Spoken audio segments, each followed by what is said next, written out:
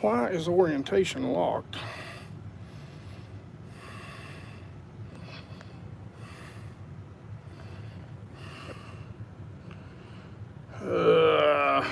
That's a pain.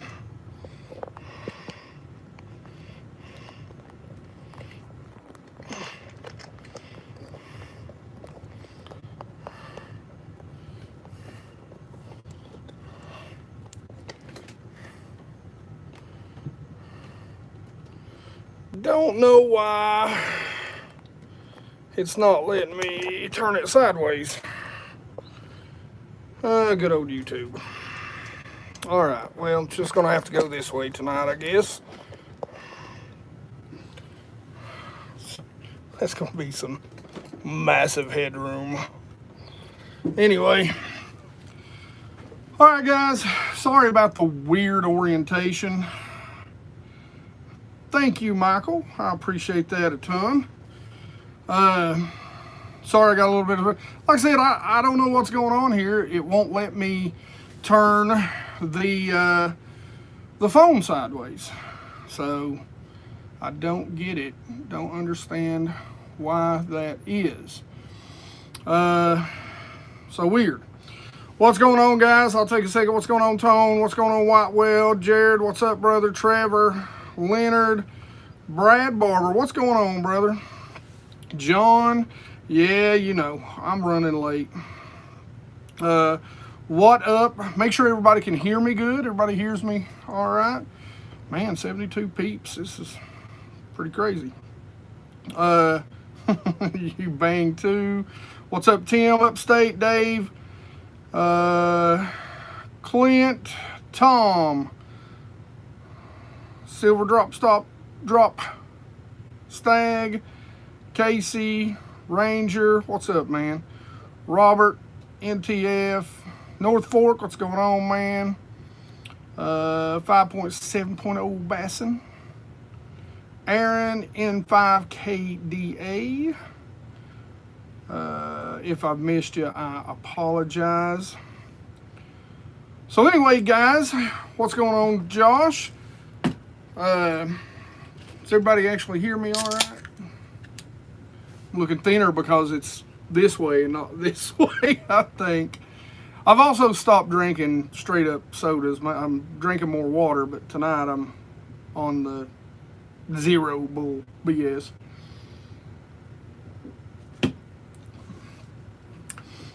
What's going on, James? Just stay back, yeah. Here, now I'm looking real good. All right. Hey, man. Thank you, Basser. I appreciate it, man. Sorry, guys. You know, I want to apologize to you all. Man, it has been a tough year. It's been a tough winter. You know, I have been working on gear and baits and just getting everything ready and working a lot and, you know, stuff going with personal life. Hope everybody is good and safe and, you know, don't drink Corona, you know, drink, you know, domestic, Miller Lite, you know, all that stuff. You know what I'm saying? Only if you're 21. What's going on, Warren? Thanks for being here. Yeah, bro. No, you know, I haven't been on there. Well, I appreciate that. I know Tackle Junkie is live over there right now. I didn't mean to conflict with my buddy. I work a very swing shift schedule, so it's really hard for me to, you know, I know a lot of you guys have been asking me to do live streams, you know, on like a, you know, standard regular intervals once a week. And I would love to do that, but the problem with that is that my job is a swing shift job and it rotates so much. There's no one day a week that I'm off every single week. So it's pretty much impossible. One of the things that I want to do now, I'm going to bring this up to you guys right now, and you guys tell me what you think about this. My buddy Richard does a Twitch channel. Now, I've watched Twitch. I play some games here and there, but there's a growing fishing community. Don't worry, I'm not leaving YouTube. But since it's really built and designed for streaming, I thought one of the things that I may do is actually, when I do go fishing, stream that entire day live. Now, it's going to be hit or miss when you're out on the water. So, because you're relying on cell service 90% of the time. So, yeah, there are 80 people in here, man. That's pretty cool. I can't say nothing, Jeremy. I like my swing shift pretty good. What's going on, North Fork, man? Good to see you, brother. Guys, if y'all don't know, and as I say always, what's going on, Donnie? Robert? Like I always say, if you have a channel, everybody in here, go subscribe to each other, support each other, support the community. It's always awesome. Oh, man. Y'all go... Yeah, I was going to pull TJ up right here and tell him thank you. So if I miss your comments, I can't believe he did that. That's how much of just a good guy he is. But I really can't believe he did that. So, watch, I'm going to comment on his. I'm going to comment on his right now. I'll tell you what I'm saying.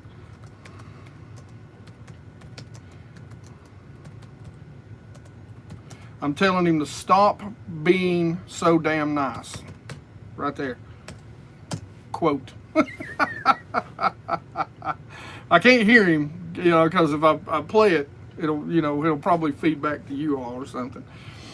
All right, guys, so let's get started. So I will take any questions from you all. But I'm going to what I'm going to do is, I wanted to do this in a video, but I decided I was just going to do it on a live stream because I really didn't have time to film the actual video. So I thought, we're better to do it than right here where you guys can actually ask me the questions after I kind of give you my spiel and tell you what setups, what baits, when, where, and why I like to use my jerk baits. We know Hank Cherry just won the Bassmaster Classic on a jerk bait that is very similar to this little jerk bait here. Now this is the 0.2 110. No, that's the plus one. Sorry. So that is the plus one. That's the.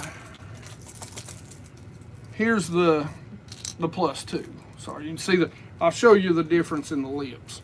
So this one's the deepest diving of the family. Anyway, so he wanted on a bait that looks really close to that. I don't know if that's exactly it or not. But the 110 Junior works real well.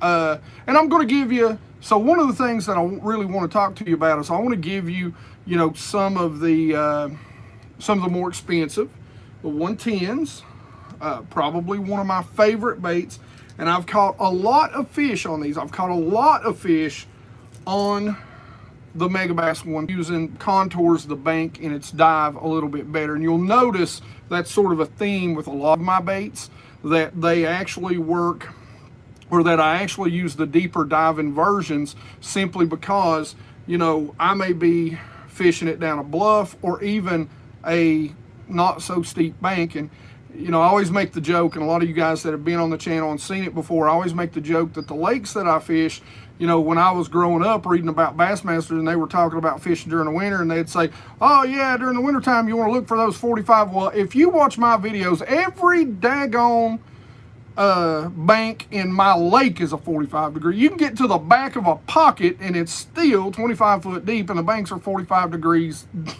so it's Highlands reservoirs where I live. But I will tell you, now like I said, I have caught a ton of fish on the good old Megabass, but I have caught more fish, or well, bigger fish on this little beauty right here. Now this is not the deeper diver version, but these are probably two of my favorite, and that's actually the Rapala Shad Raps, and that's actually my two. That is the Ghost, and you can see through that, I hope.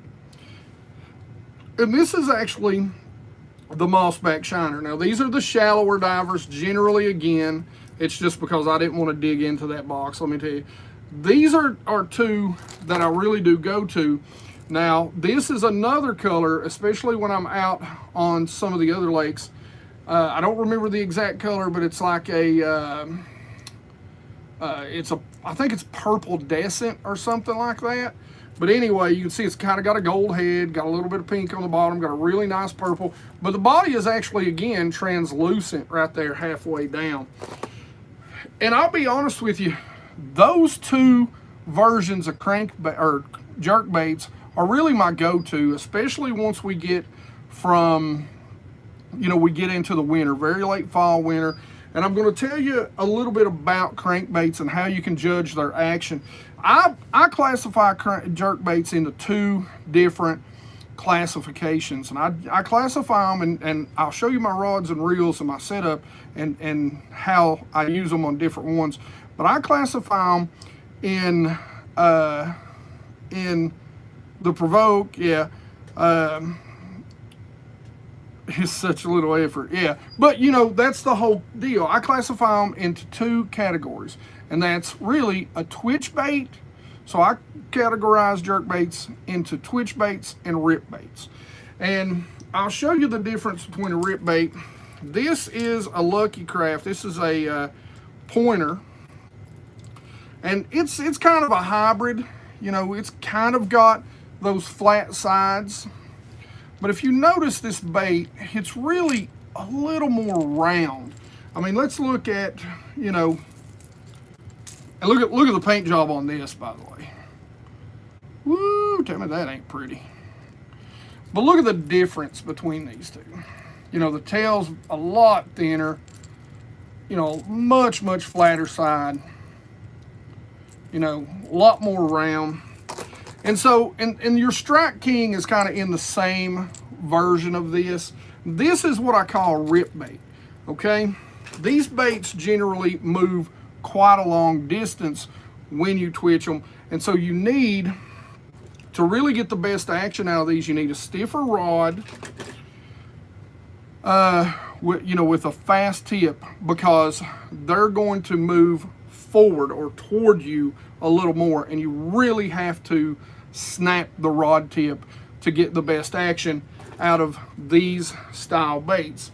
The Smithwick is kind of the same thing. You can see how round the body is. The thing about these baits is that they have more roll. So when you twitch them, they're going to dart, but they're also going to roll, a heavy roll. Now, when you start talking about your pointer, or I mean your shadow wraps, these are very, very flat side. I mean, look at how flat those are and how sharp the upper edges are. Again, in stark contrast, see how round that one is. Like I said, this one a little more hybrid, kind of that middle, but it's a much fatter body. I mean, you can tell it's a, it's like me. It's like me talking, about me versus, a skinny dude. I'm gonna roll out the bed. He's just gonna hop up. You know what I'm saying? I'm gonna roll off the couch. He's just gonna hop right up. So the difference really in action in most of those baits, and you can really just look at them. Most of those baits, the difference between a round rip bait and a flat twitch bait, now Bill does play a role, we'll get a little bit into that, is that during the winter time, during colder water, you don't have to move it, well, you don't have to move the rod tip very far. And those baits, these flat-sided baits, really have a more slashing action in the water. Now, if you tie a loop knot to this bait will almost, I've twitched it to where it will literally almost turn around on itself. And the same thing with the Mega Basses. So that's something that I like. But the great thing is you don't have to twitch them real hard. It's just a short snap of the rod tip to get them to do that. Now, these baits are much, much lighter. These baits have a much better casting system in them, the Mega Bass, so you're going to get a little more distance. And that goes also into what I use for my rods and reels.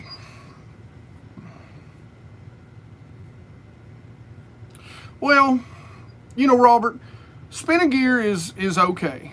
And yeah, you can work it left or right, but I'll have to disagree with you 100%. I can take a bait casting rod and work a jerkbait to the right or to the left easily. It's just as like I said, KVD. That's, you know, I just don't have. I just wasn't digging them all out. Sorry, but this again, this pointer is very much like a KVD. But a KVD is a rip bait. It's a rip bait. I did not get to watch Hank's Cherry. I didn't get to watch any of that, actually. But anyway, back to what I was saying. So the thing of it is, the reason I like these in colder water is because they stay in place. I also like them in warmer water when I'm fishing them around targets. So as we get into the spring, we really begin to be able to fish these baits like these more around, you know, lay downs. We can contour things and we can keep them in place at all times. Now, this bait right here, this is a suspender. The 110s are suspenders. These are slow sinks. That's another reason why I think I've caught bigger fish generally on these. What's going on, CG? Is because I've noticed sometimes, especially during the fall, that I can just stop these and pause them for a little bit longer and they'll just slowly sink down. It's a very, very slow fall. But during the wintertime, a lot of times your shad aren't dying and floating to the top. They're dying and they're sinking to the bottom. Largemouth spots, during 90% of your shad are sinking to the bottom. So from late fall on, you can actually get this deeper than you get this, unless you weight it so that it no longer suspends, but then it drops. Now again, don't get me wrong, I love my Mega Bass. That's why I have so many of them. But definitely my backup, my go.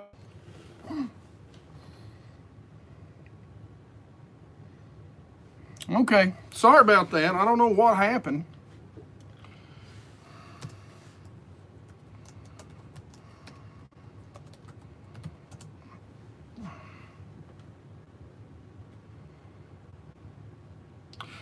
Yeah, Chris, and that's, I do love the Shadow Rap. Like I said, you know, I've caught bigger fish, like especially during the late fall. I've got around points where the bass are, you know, smallmouth, where the bass are kind of pushing shad up. And one of the things that I can do is throw that bait out there and kind of get it below. And I don't know why I've got such a poor connection right now, guys. I apologize for the like I said, I apologize for the whole angle. Normally I have this set up sideways. I'm shooting it off my phone. It's went berserko crazy. So it's, you know, driving me nuts. What's going on, Bass and Pastor? Ed Wolf. But anyway, so, you know, the thing of it is 100% right, meow.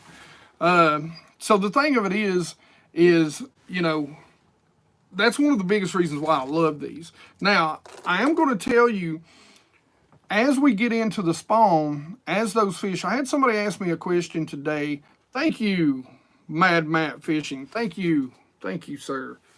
Very much appreciate that. Love the name, by the way, Mad Matt. That's awesome. LT, brother, what's up? What's up, Tackle Junkie? Sorry if you replied to that when I told you to stop being so damn nice. Saying sorry, I kind of overlapped your live stream, Tackle Junkie. I apologize for that. is online at the same time. Yeah, Ron, that's probably right. Like I said, you know, drink domestic beer, stay away from the Coronas, you know. But anyway, so when it comes to a jerkbait, especially as we get into the spawn, as we get into, you know, to where they're pulling up on bed. Somebody asked me this today. Said they were seeing fish up shallow, and they were fishing. So, you know, generally I like that slow sink of the shadow wrap or that suspending, but this is where I begin to go into that floater, is when I start to get really shallow.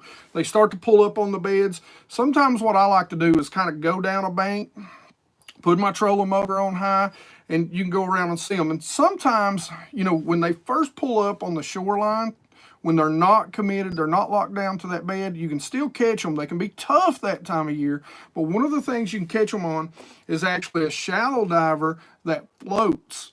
Now, you can, a lot of times you can throw in your fluke style jerk baits, but for whatever reason, the ones that float, like a Smithwick floating rogue, or you know, your strike kings, your KVDs, you can actually kind of pinpoint where they are, get back, make long casts to them, parallel the bank, and go down through there with that floater and let it twitch and float up to the top, and they'll actually come up and bite that just because they don't like it being in their area. So as they move to the beds, before they really get locked in, another great presentation with the jerkbait is that you can actually use that to fish for them when they're just a little more finicky, because you can keep it in that space again for quite a while. And again, I go back to saying you want those flat-sided jerkbaits, those ones that are going to slash but not move forward. So that's why I like to go to, you know, those mega bass style, but you've got to find some that are going to float, that you can just twitch and get them to slash back and forth, but not move forward toward you that much. Now, when we get into post spawn, once those fish move out, once those big females, which will move out first, when they move out, a lot of times in my lakes, the very first thing they're going to pull out to is some sort of structure, and they like wood structure. So laydowns, brush piles, that sort of thing, they really, really like. And I have had some great days on this. Now, you need to fish this. Once you get into that, there's going to be a transition once the females pull off the bed. They're going to get in there, and they're going to set up, and they're going to recover. So again, a suspended, something that's not going to dive deep, a suspended flat side that you can work over top of that brush or down beside that brush is going to work great. But as they start to feed and they start to get their mass, their energy back, this little bait right here is a killer, and it's got a great shad profile. This is the Shadow Wrap Shad, and again, as far as colors go, generally I keep it real simple. I'm going to go with the translucent, so the Ghost, they all come in the same colors. That translucent, this is the Mossback Shiner. You know, I like this when I'm around smallmouth, or it's a little cloudy, or I'm throwing around structure. You know, again, another color is that, and again, I'm not sponsored by any of these companies, so I want you to know. Again, this is the Purple Descent. On the Mega Bass side, you know, I'm generally going to go with something sexy shad, something natural and translucent, you know, dirtier water there. Hey man, thank you very much for the 10. Who was that? Aaron, thank you very much. What's a good rod and reel setup? I'm getting to that. I've got both of my rod and reel setups coming right here. But this is a floater. And again, this is the deeper version. You know, again, based on your lake, based on how deep it is, you know, you have to kind of cater how deep you like your baits to run. But I had a hold of this bait right here. I had a hold of 2 4-pounders as I worked this bait in the post spawn just last year, first to last year. I mean, they can get on an incredible, but you want it to be a floating jerk bait. As you get a little more past that post spawn, man, that floating jerk bait, you work it over that wood cover, you work it around those rock points, those places that they're coming out, and they go crazy. Now, Cadence, in the wintertime, I'll just give you the cadence. Here's the cadence that I work mine. In the wintertime to the fall, generally it's going to be something like a twitch, pause, twitch, twitch, pause. It's going to be, you know, I'll even throw in a twitch, twitch, twitch, pause. Lengthen your pause. That's the key. Now, in the wintertime and cold winter, everybody wants to tell you, and I've heard people say this 100 times, don't allow the rod tip to pull the bait. Well, in the wintertime, I want to call BS on that. Every once in a while, thank you, Sean Lee. Thank you, guys. I appreciate the heck out of that. Drive and meet up with Tackle Junkie. We're doing that this summer. As long as the work don't get crazy, we're doing that this summer. But the thing about the winter or the cold weather, every once in a while when you give a twitch, stop your rod and let your rod tip unload. What that'll do is it'll just pull that, you'll get a dart, and then just that, I call it the dying bait fish wobble. So it darts, wobble, wobble, wobble, wobble, and sit still. You ever watched a dying bait fish? Ever really seen a dying bait fish? How many dying bait fish dart? As I tell people all the time, I've had people ask me, they're like, well, don't let your rod pull this, it won't look natural. I have never seen a dying bait fish. I've seen chased bait fish do this, but I've never seen a dying. What I see a dying do is wobble, wobble, wobble, wobble, wobble. Now, I'm not saying do it a lot, but in the cold, you know, it just barely, you know, just twitch, and then just let that rod tip unload so it'll move it that far. Just a couple of little dying twitches, and it's amazing how many times you're going to get clocked after that. Now, the twitch, pause, twitch, pause is kind of my go-to deal, depending on how much I want to move it. I don't know, man. You know, there was a huge shad kill, and, you know, I mean, they do this, but I'm not gonna, you know, I'm not gonna see, you know, I'm not gonna tell you that I've seen one going.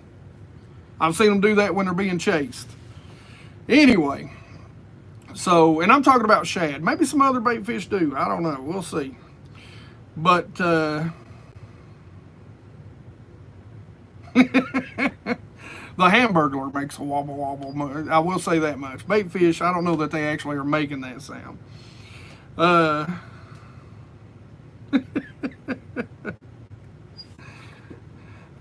So anyway, so my point is, you know, when you get, you've got me totally lost my train of thought now, but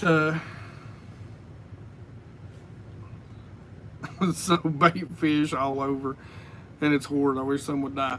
No, you don't. Trust me. There was a shad kill last year on my top secret Lake S, and man, it was awful. I mean, the bass were so stuffed you couldn't get them to bite anything else. Was that a dual realis? This one, this is a pointer, actually a pointer flat. Anyway, so now as we get into spring, you know, smaller twitches in the wintertime means a lot. As we get into spring, the same sort of thing. As we get into postpone, now once we get into postpone, I'm telling you, when they get on this little bait right here, I mean, you throw it up super shallow and you jerk your arm out of socket. You move it, move it, move it. It don't stop. There ain't no pauses. And that goes right up until basically they move out to deeper water for me. And you'll know when this bite dies. But I'm telling you, have that tied on once they start coming off the bed, because once those females go in, once they move out of those trees, out of those woods, off that shallow cover, off that, you know, secondary point to move back out to deep water, that right there, like I said, 2 4-pounders last year on that bait. I had one on the front hook, one on the back, and they were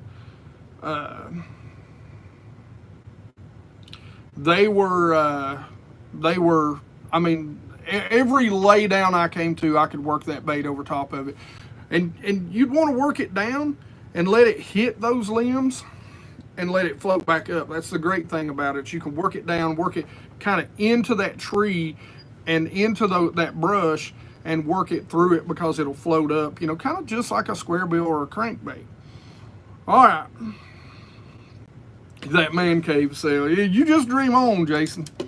All right, let's talk about my rod and reel setups, okay? And the very first thing you'll notice is I've got 2 completely different combos right here. Now, this is my go-to combo right here. This is a Fitzgerald. Oh gosh, what is it? I always get the name wrong. Versa. Now, this is my favorite.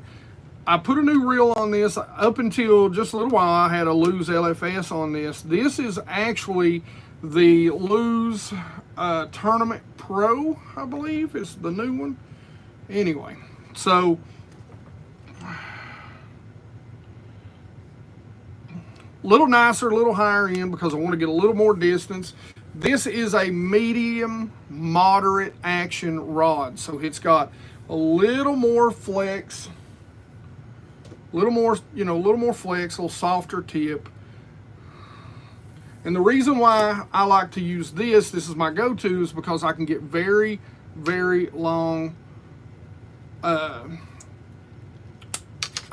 casts on these very light baits. This is a 6/8-to-1 reel. Me, I can go with a 7, 6/8. I tend to be a heavy cranker. I tend to crank fast. So, you know, I tend to accidentally move the bait with the reel more than I should. So I need something, a 6/4, 6/5 is a little too slow, but a 6/8 seems to be the sweet spot for me. So I really like that. Like I said, for whatever reason, I can't remember what the name of this one is, but anyway, we're going to try this reel out. It's a little more higher end. I think this one retails for about $250. So we're going to give it a little try out this year. We'll do a real good breakdown and review of that reel. Hopefully it's a little smoother than LFS's. Like I said, the LFS's, I'm a huge fan of them, but you know, for bang for the buck, I'll tell you right now, I think the LFS is probably the best bang for the buck reel out there. At that $100 price range, and you can get them on sale. But and they're what I call the workhorse reel. They can do anything. They do anything pretty well. They don't do anything great though. So they're a great reel to use for anything you want to do, but they don't do everything great. So you know, when you get into something like crankbaits, you know, you want to start eventually getting into that specialty sort of combo and setup. Now the very next setup that I use, and believe it or not, this is just a Bass Pro Shops titanium, and this is a medium fast action tip. So it's got a little more, you know, a little quicker pop to it, a little less bend in the rod, in that rod tip, a little less bend. It's a little tighter, and I like that when I really need to get those sharp, I'm target fishing, you know, if I'm throwing those KVDs, those Smithwicks, those the pointers, you know, your bigger, rounder body jerk baits, what I'm going to do is I'm going to use this because I really want to be able to snap that rod and get that bait to move. Those baits tend on a softer, this medium moderate, they tend to be a little too much for that tip, so you don't get that great snap of the rod tip and that great movement. You really, you really have to work a lot harder with that medium moderate. So my combos, I like one medium moderate and I like one medium fast. That's my combos. Both of these rods are 6/8. This is also a new reel. This is the LFS Tournament Pro right here. And so this is a new release by Lew's. Again, 6/8. We'll do a review on it once I get it out on the water and tweak it out and see what I think about it and get a few casts and hopefully a few fish notched in the side of it. So we'll see how that goes. But 6/8 for me is the best speed. I like 2 setups because, again, I categorize, for all you people that have just come up here, I categorize, yeah, the MP, I categorize jerk baits into 2 categories. It is the, rip bait and the twitch bait. And just to recap again, here's the big difference. Look at the flat body of that. Look at the round body of that. Much different body styles. These baits generally take a little more of a rip to get the best action out of them, where these and these not so much. Now, I told you I was going to talk to you about lips. So the 110+1, it's got a bigger lip, but you can also see it's also got a nice thin lip. I mean, the lip really doesn't get any wider than the body. And when you talk about just any crankbaits, one of the things that you always talk about is the body. Is it round? Because that's going to be roll. And you talk about the lip, the width of the lip, because that will also cause roll. The body dictates more than the lip does, but that lip, I can cast this and I can get a good twitch on this with a medium moderate. But once we move up into the +2, you can see the difference in that lip. That's this bait, even though it's the same exact body style roughly, that's when I really go to that medium fast action, because now this lip is going to create much more drag, and when I snap that moderate, it's going to really cause me to go, when I snap it, it's going to cause that bait to load a lot more and be a lot slower to snap back, which is going to pull that bait more than I like. So for me, 2 combos. If I had to tell you to get one, I would definitely tell you to get the medium fast. It's going to take a little more distance off your cast, but the medium fast is going to be the best all around. Like I said, the Fitzgerald, great rod and great combo. I fish a lot of super clear water, so I'm going to use that because I want a longer cast. I also want a longer cast because, again, the deeper divers, we're going to get those down even deeper with a long cast. All right, guys. Man, you can't go wrong with the Corrado, Jared. I'll just tell you that. I mean, that's awesome. All right, so now I open the floor up to you guys. We're going to go for a little while longer. And go ahead and throw me any sort of questions, jerk baits, spring, sight fishing. I don't care. Let's just talk. Oh, the pound test. I never throw it on anything larger than 10-pound test. Sorry, you did not, Jared. Or who was that? Ronald. You did not. 10-pound test. I will tell you again, a lot of times I'm going to throw it on 8-pound test. But again, that is only because I fish deep, very vertical lakes. So 8 to 10, you can get away with 12. but I would recommend 10. You know,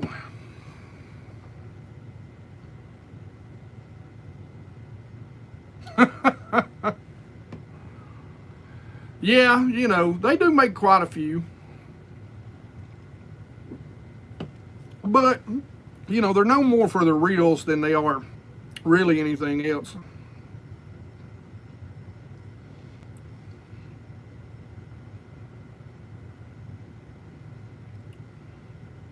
Okay, Robert, if bass hit jerk baits at a time when they're dying, well, I don't think a jerkbait really simulates. I mean, there's times when you can get it, that little dying bait fish. I think a jerkbait is more reactionary bite. I don't think it, you know, it simulates a bait fish, but, you know, a bait fish that's really moving, maybe lost from the, you know, school of bait fish and just, you know, swimming around. I don't think, and again, I said it earlier, somebody had brought it up and said, you know, don't let your rod tip pull the bait, the jerk bait, because it doesn't mimic an actual shad, but it does if you do it right. It's just a little technique I picked up.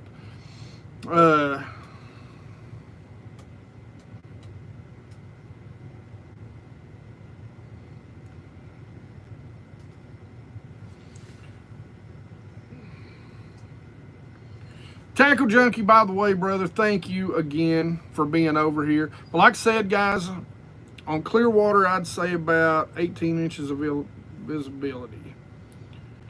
Yeah, I mean, that's clear water. I would say, I'd want at least a foot when I was throwing a jerk bait.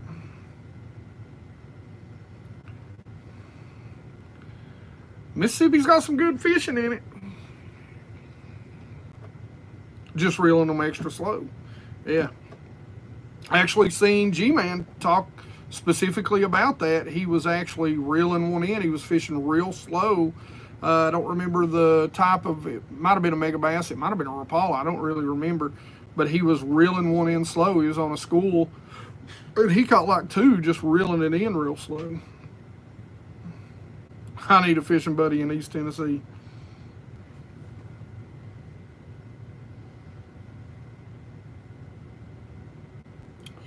Golly. Again, guys, I don't know what's going on. My internet is not normally this flaky. And then, like I said, I'm shooting this on my phone, and for whatever reason, it wouldn't let me turn it sideways. It was all flaked out on this weird up and down version. So anyway, I'm sorry. You know, I'm not a professional at this, trust me, as you can tell.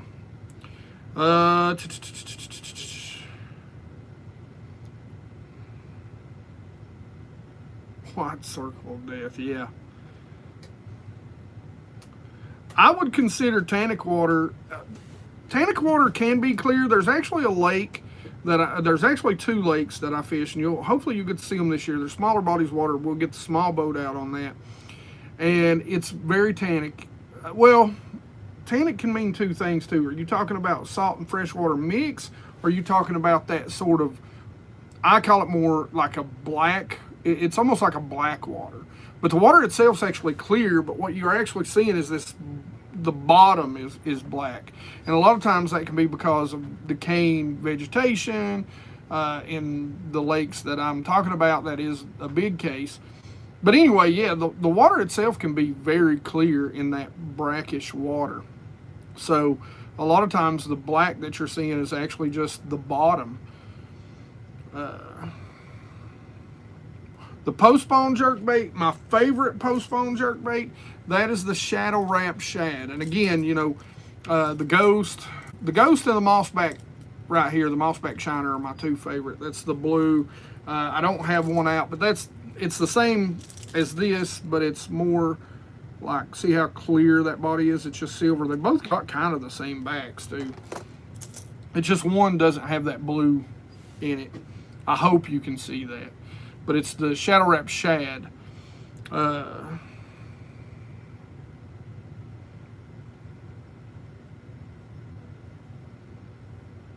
Watts bar, yeah.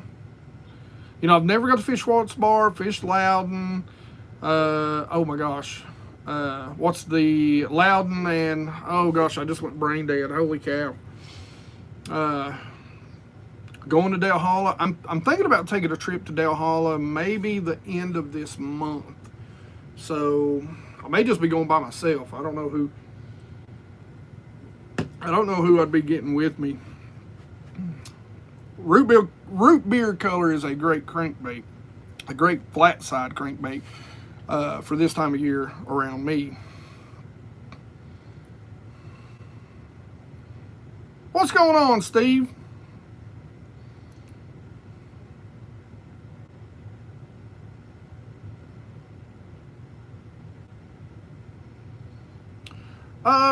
No, I mean, it's, if you go shorter than 6'6", both of, one of mine is 7 foot, one of mine is, I think actually both of these are 7 foot. I probably wouldn't drop under that 6'8". 6'6" would be as low as I would go, especially if you're target fishing, because you got to remember you're really killing your distance. Now that may not be important to you fishing from the bank. You know, you may be able to kind of finagle your way around. So fishing from the bank, that rod is going to be, you know, to me, I would probably, and again, I don't know how tall you are either, so I would suggest 6'8", 7 foot. Your bank fishing, you may want to go down to that 6'6", but I don't think I would go below a 6 foot rod.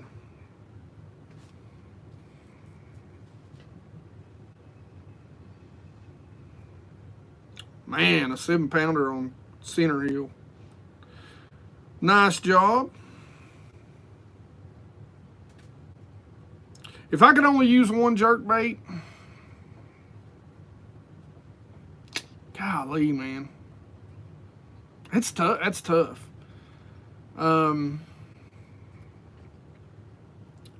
Because those two jerkbaits, I've got so much confidence that one is going to catch a fish when the other one doesn't. I mean, I guess I'd have to go with the Megabass +1. You know, 110 +1. I mean, I would. It's going to catch me more numbers. Be good, Tackle Junkie Man. Thank you, sir. 5.6 pistol grip. You know, I talked to a guy down on an expo, and that is all he still fishes to this day, is those really short pistol grips. He's been fishing them forever. That's what he's comfortable with. That's the other thing, guys. You know, you just got to find what's comfortable for you. You know, I've been fishing for so long that, you know, I know what I want a bait to feel like when I'm using it, especially jerk baits, man. I have fished jerk baits for so long.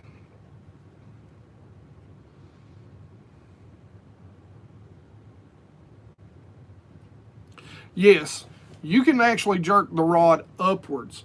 So when you're fishing from the bank, you know, as always, one of the things you want to do is parallel, but you're still, even if you're parallel, a lot of times you're going to be casting out to a little deeper water. So when you do that, you know, one of the things you want to do, you kind of get that feel for it. You know, sometimes that first, you know, cast or two, I might just use it to see how deep it is. But as you get closer to you, sometimes I'll twitch the bait up, you know, when I'm from the bank. You know, just imagine what the bottom looks like. You know, if you cast it straight out, it's probably deeper out there. So as you come up, instead of jerking down and having that dig into the bottom, you're going to want to jerk it, you know, off to the side, maybe even up a little bit. This will probably get so demonetized.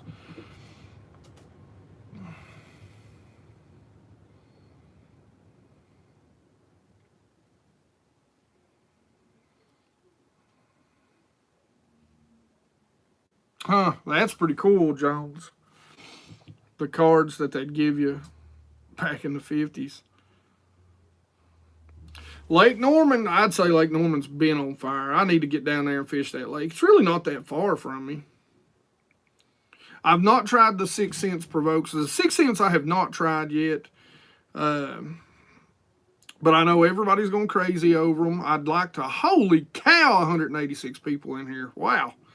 I would like to try the 6 cents. They look good. I do like them. On trying not to snag. Well, the biggest thing about using a jerkbait is, I mean, you got to get yourself familiar with the equipment, familiar with the rod, familiar with the reel, familiar with the jerkbait itself.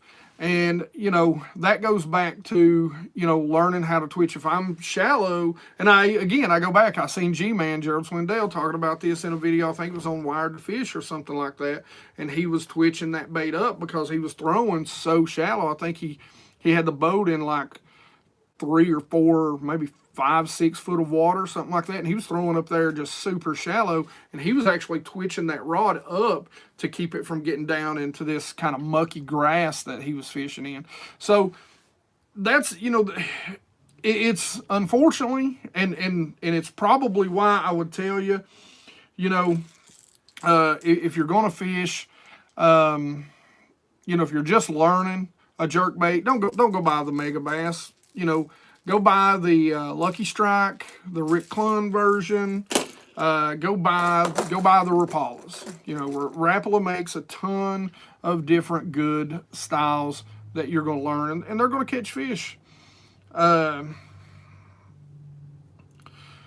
It is, you're right. I mean, you've got to be, that's something, man, I tell you what, I was proud of. I was showing a buddy of mine one time. I took a DT10 and threw it right in the middle of a trash pocket. I mean, something that you'd never throw a crankbait. We're not even talking about a square bill here. And I showed him that I could actually stand there and feel that bait and work it out of that were basically no man's land. And that comes because I've fished that bait for such a long time. And it's the same way here. You know, you've got to become familiar with your equipment. Don't always be changing your equipment. Fish that bait, learn what it feels like on 10-pound test, on a 6/8 to 1 reel, on a 7-foot medium fast action. You know, learn it. You know, get out there and learn the feel of those baits. Sometimes if it's a rough day and you're not catching fish, you know, I spend time learning how to feel, learning how to make baits or new techniques do things that I want them to do so that I'm not wasting time on the water. So that's probably one of the best tips I can give you about, you know, being out there. You know, the other thing is, man, we talk about confidence, and I tell people all the time, I think the word confidence, learning confidence in a bait, and I think everybody tells you guys the wrong damn thing. Confidence is crap, okay? Having confidence in a bait. Let me tell you how to get confidence, okay? Here's how you gain confidence in a bait. You research it. Before you ever tie it on, before you ever buy it, you research that bait. You find out when the optimal times, the optimal ways to fish that bait is.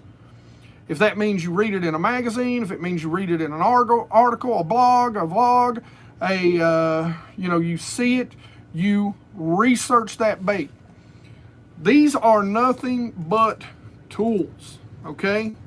These are nothing but tools. I'm not going to take a hammer and take a computer apart. I mean, I can, and sometimes it's fun, but I'm not going to get it back together the way it come apart. You know what I'm saying? But I'm not going to take a Phillips head screwdriver and take a straight screw out. You get what I'm saying? Learn your tools before you go out and buy them. Go out and buy things that are going to accomplish a goal you have. I'm not going to go out and buy a jerkbait because I want to catch fish that are sitting on the bottom. There's many, you know, I'm going to buy a crankbait or a swimbait or a jig or a shaky head. I'm going to use these when I know those bass generally are either deep suspended up, definitely feeding up, or where I know this bait is going to be right over their head if they are in that 1, 2, 3 foot of water. Well, we'll say 3 to 5 feet.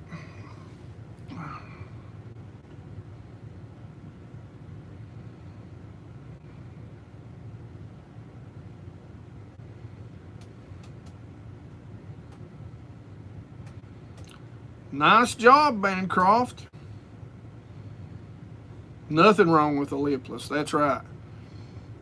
And it's kind of the same bait. You know, you've got to know when and where and how that bait really is intended to use. Now, there's always, it's like I told somebody the other day, if I'm out there ledge fishing, I'm generally not going to take, in super clear water, 15-foot water, I'm not going to take a chatterbait and try to catch them out in, 30 foot of water.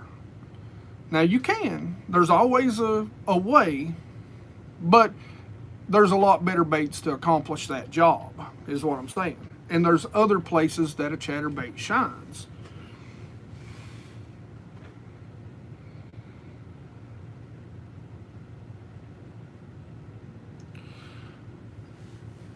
They won't always beat the bass to a jerkbait, and I'm lucky we don't have a whole lot of toothy critters around here, but I will tell you they'll spook the bass off. If the bass know that there's a toothy critter chasing it, unless it's a very big bass, they will, they'll turn away. They'll turn away. That pickerel, that pike, it's going to get it.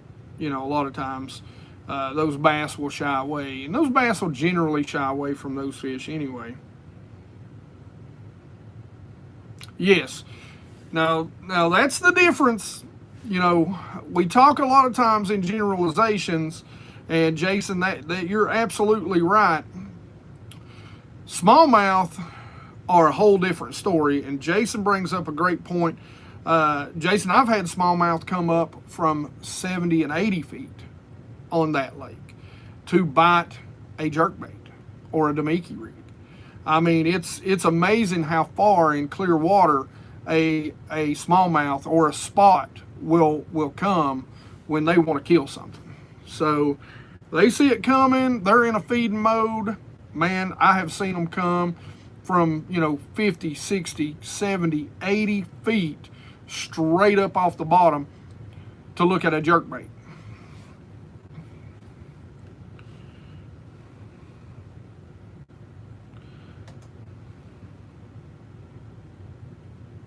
Yeah, and that's what I was getting at. Don't go, everybody goes, just take one rod and go out on the lake and throw that daggone thing, beat the hell out of that water. No, you're not. You're not going to learn that way. You have to do the research on a bait and understand when it works. That's why I hate when people tell people how to gain confidence in a bait. Confidence is a BS term. It's a BS whatever.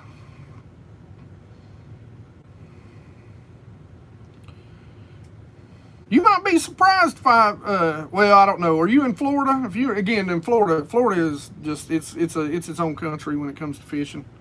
It's not allowed to be included into the United States of bass fishing.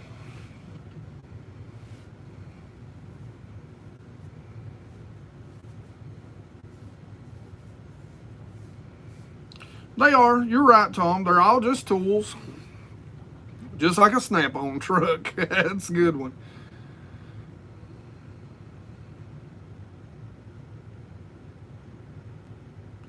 Well, how do you partner fish in the spring? That's a good one.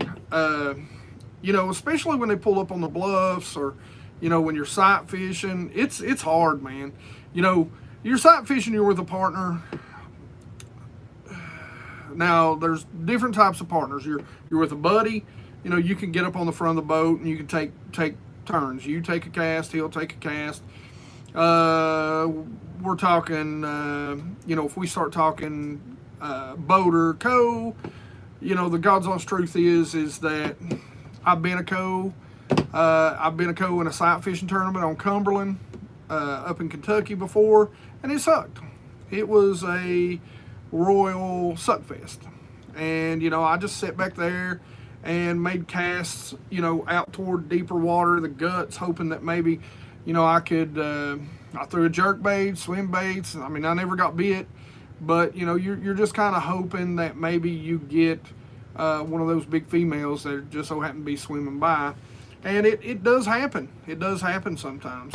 You know, other than that, you just got to make sure that you both get up on the boat. And you know, sometimes you got to pull out if it's just you and a buddy and you're 45 in it.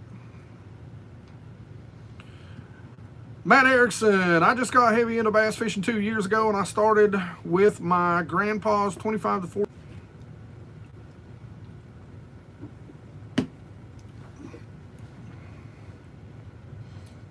Now, back to Tom. Yes, old school. Let me tell you what happens a lot of times.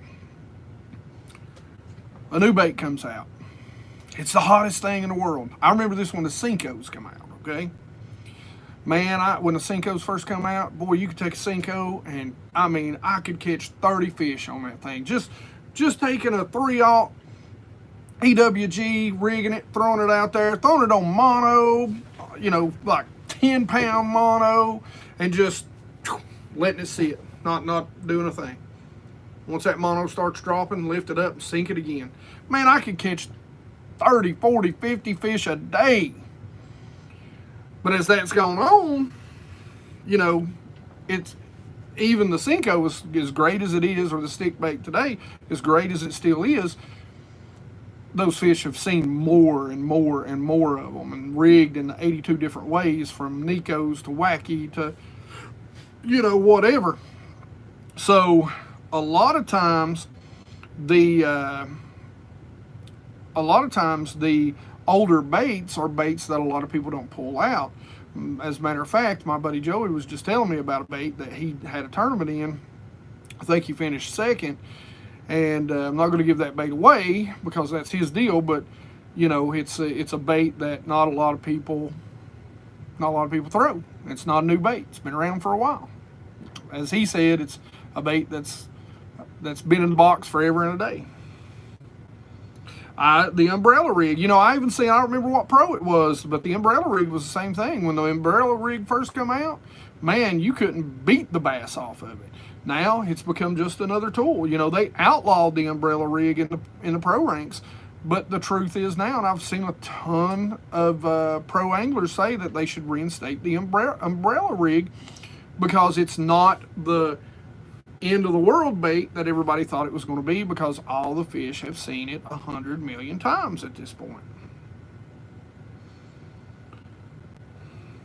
Yeah, I've got a buddy, Jared, if he's still on here.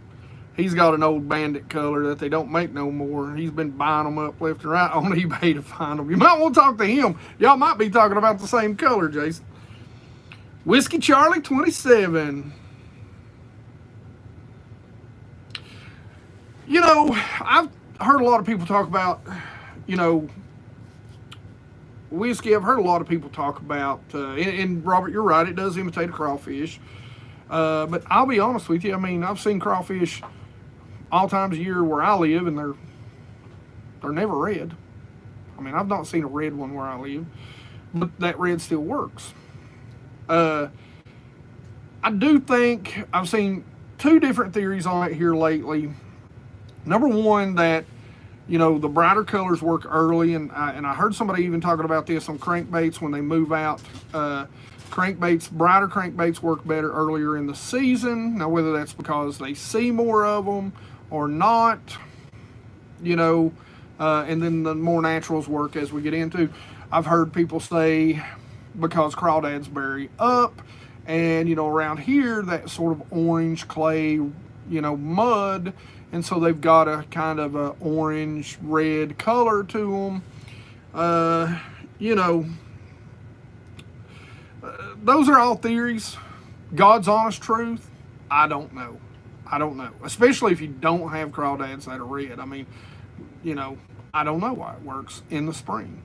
You know, one of the theories is because when the fish are deep, they're cold. It's got something to do about the circulation and how well they can see. I could probably see that more than the cold, the mud being all over the bugs. Of course, I can see the mud too, so I don't know. Mr. Rod Royal, how's it going, sir? And I guess they do turn a little red in the clay. I mean,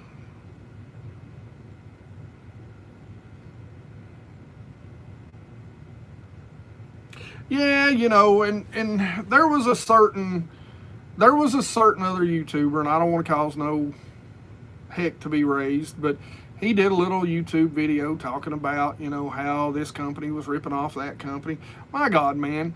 I mean, even if you look at those baits, you can tell that they were copies of, like, who was it, Lucky Craft? I mean, everybody copies. You only, to beat a patent, you only need to be 30% different. Okay, that's it, 30% different. And 30% on a little tiny bait ain't a whole lot. So, you know, everybody, you know, copies other people. There's a cold front going on right now. We had some really nice, the first warm up of the year. A lot of guys caught some good bass. Dark room. Again, man, everybody, you know, I know there's a lot of panic. I hope everybody is not panicking. I hope everybody is, as Hulk Hogan would say, you know, eat your vitamins and saying your prayers, brother. But, you know, I hope everybody's staying safe out there.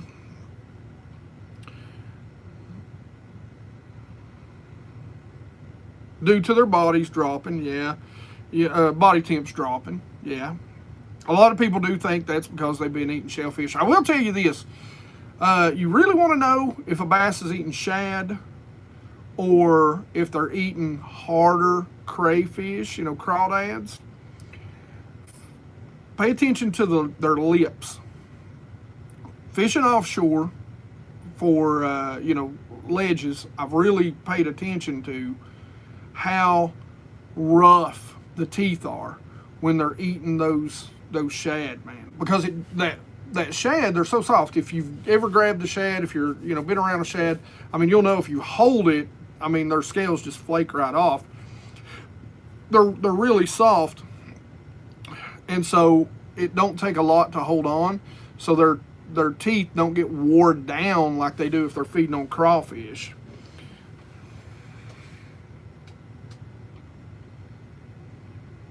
Have a purse swinging.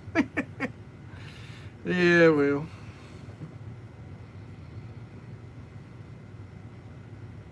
Today's bass was almost sharp, yeah. Sharp shad lips. John the Baptist. Yeah, pond was big crawfish pond. What do you think about the 364 Helix 10 Mega 3D INSI? I love the 10 Mega. I'll be the first. Gosh, man, you just opened a rabbit hole.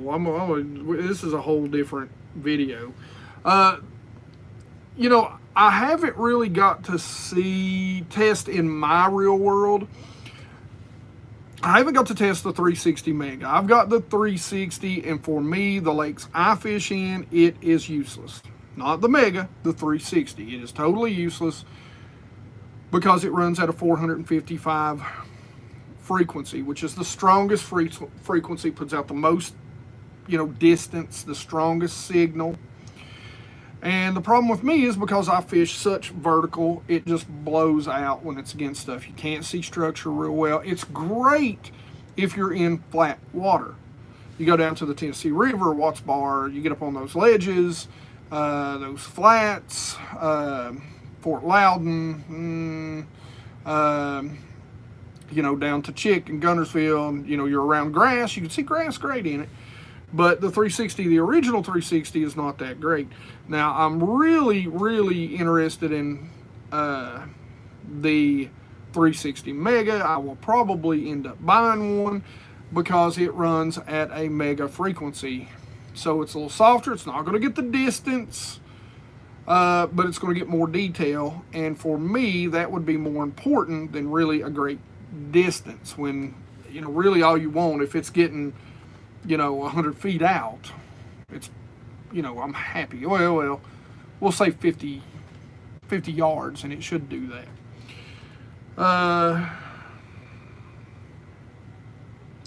All right, guys, if I missed something, where can I get the hoodie? Guys, actually, if you haven't noticed already, I do have some new stuff on beneath every video. You can actually go down. You can buy stickers now. There are stickers down there. I've got hoodies. I've got long sleeve shirts. You don't even have to leave YouTube. You can actually go to the BassGeek page on YouTube, and up across the top, either on your phone or on the computer. Man, I'm tired. On the computer, you can actually click on store and go in, and there's a whole bunch of stuff. I don't have a lot of bright colors yet. My wife has really crawled up my rear end for that, so I am going to get some, you know, maybe some brighter colors in some of these too. But yeah, they're there. They're there.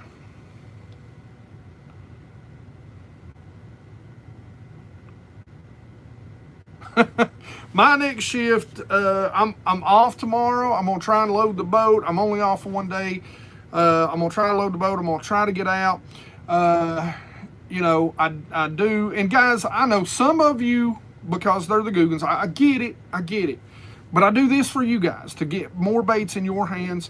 And I do believe it does challenge you. I believe 100% it challenges you.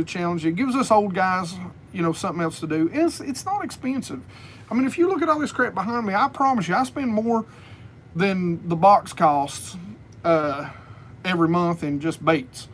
And, you know, I know not all of you do and not all of you can, but, you know, I am going to film a couple of mystery tackle box videos, which will be the how-tos. I'll pick a bait and tell you and do an in-depth how-to on this time of year, and we will be giving both of those away. Now, those should be coming out literally the next two videos. And that's why I do it. I do that because I get nothing out of it. They give me one free box, and I give it away to each and every one of you guys every single month. So I do it just so I can give stuff to you guys. So if you're mad at me because I'm trying to give you stuff, well, hell, I don't know how to make you happy. You're like a woman. I'm sorry if you're women out there, number two.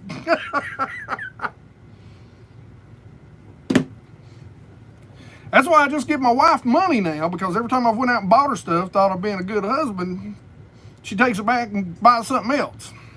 She says I got bad taste, but I picked her. I mean, just saying.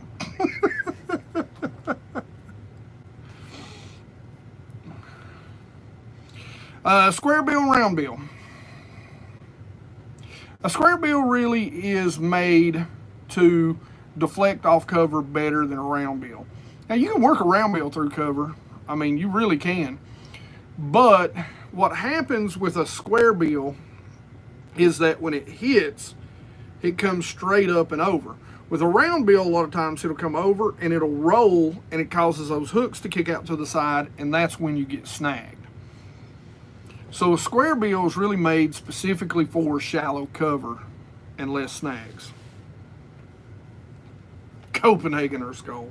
Well, I'll be honest with you, I don't dip anymore.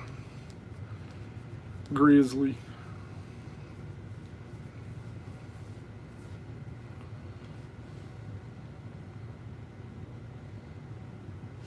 Camo colored stuff. No, I didn't. Sean, I did not buy our camo colored stuff. Maybe I should have. Maybe that's where I messed up. I'm not just playing with my boob because I like it, which I do like it. I ain't gonna lie. I've got something on my shirt. Trying to learn clay is trying to learn fishing offshore. When you ledge fish, are you in the deeper water and casting to the shallow water and bringing it back to you, or the other way around? Both. The key to this is current. Okay, current is always king. I will generally always start, even if it means I'm fishing that ledge, that hump, that point diagonally. I will always start with casting into the natural current, so that means upstream to downstream. Now, wind can change it. The way it flows across a point or a ledge can change it, just like in a river. You can create current breaks and eddies, but that's where I'm generally going to start. I will then move around and make casts from different angles to see which way the bass are setting up. So take your time, don't spend all day. The other thing is have you 3 to 4 go-to baits that you feel comfortable. Have a moving bait, have a bait that's going to be a high reaction, have a, dragging bait, and, a jig. I'm always going to throw a jig in there. A jig is a dragging bait too, but so like my favorite baits, if I pull up on a point or on a ledge, here's what I'm going to do to run through this school. I'm going to throw a swim bait, 5 to 6 inch swim bait first. I'm going to make 4 or 5 casts if they don't bite that. I'm going to go to either a spoon. Now, I'm not going to bend Parker big just yet. Sometimes if there's bigger bass, a lot of times I'll start out with that 5 or 6 inch spoon. Ledge Hog makes a good one. Nichols, I love their spoons. Sexy Spoon from Strike King is a great one. So I'll go to something like that, or an underspin. People don't give underspin quite enough. Don't use it enough during the summertime. After that, more than likely, I'm going to throw a wobblehead. A wobblehead to me is as close to being a wobblehead out deep on the ledges, it's like a hybrid between a jig and a Carolina rig. Generally, if I stop at 2, 3, 4 places, I'm not getting a bite on that, and then I'm going to drag a football jig. And a football jig, I'm going to drag a lot slower. A wobblehead, I'm going to use a very heavy weight, and I'm going to drag it a little quicker because I'm still looking for that reaction bait. And those will generally be the 4 baits I throw at them, and then I move on. What's going on, Connor? What's going on, Lee? Kevin? Let's see what you got.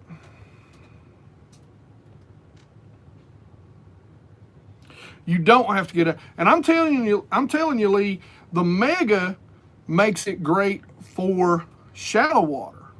The Mega shows you such detail in the shallow water that now I can go down a bank and I can see beds, bluegill beds, I can see fish. Yes, I go looking for fish.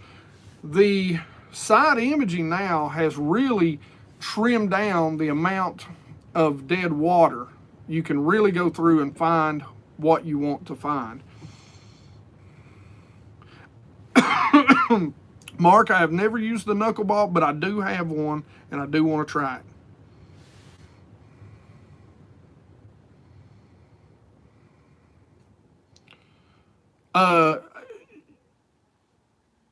Smaller schools or smaller spoons in the spring are good, but and I've got some ordered. The crank wraps, I'm telling you, man, on spoons in clear water or any water, those crank wraps are awesome. But you got to remember, in the spring is when your shad and your bait fish in general are going to be their biggest. All your little ones and sickly ones generally die once we get into that spring session. That's when you want to start throwing your big baits. Bucktails, yeah, bucktails are great. Spoons, I love a bucktail, a preacher jig. I'm not generally going to be. When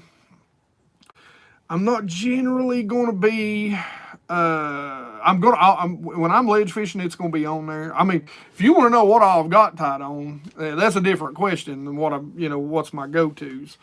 I've got a little bit of everything tied on.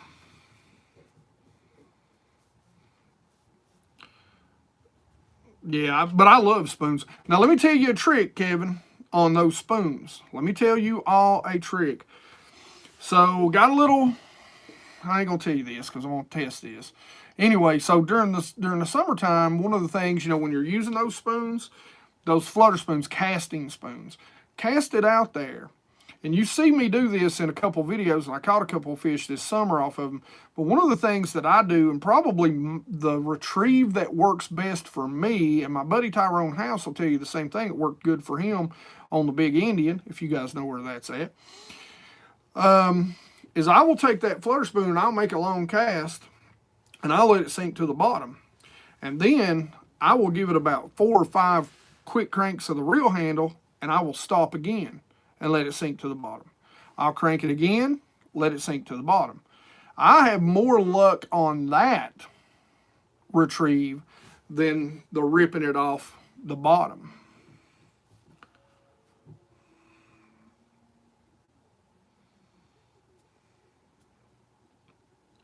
Three-quarters, 1 ounce.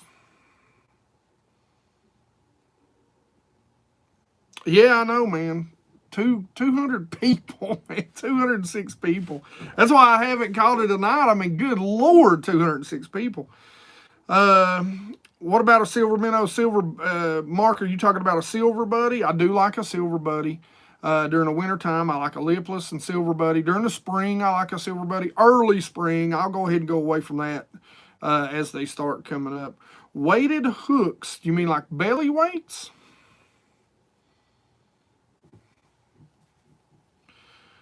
I like the 8-inch hoods and 8-inch mag draft. Now you got to understand, Sean, I'm a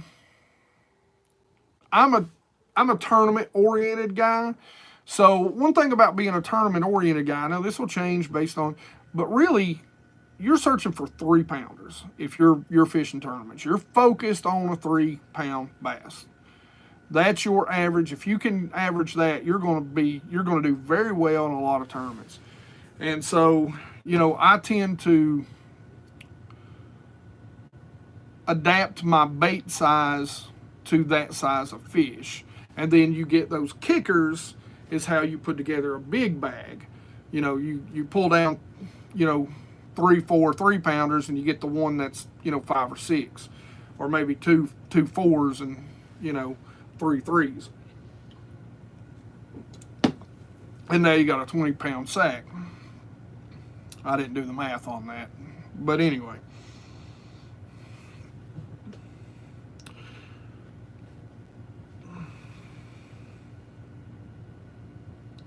I'll tell you what, if you're belly weighting those Kitech styles, or if you're getting them to turn over, number one, you do need some type of weight. If they're rolling on you, a Kitech style of fat, swinging fat impact, you're fishing that thing way too fast. They've got a very wide tail kick. They're not designed to be fished that fast. You can weight them, but if you're going to fish them up shallow, you need to go to something more flat-sided, something that's not catching the water as much. Look at the 3.5s that Bass Munitions use. They're very much bigger than like your 3.8. You know, they're not as long, but anyway, they're not going to roll on you as much. The other thing you can do if you're not fishing it through a lot of cover is instead of belly weighting it, you can actually use, I love the ledge head because it actually has a keel weight.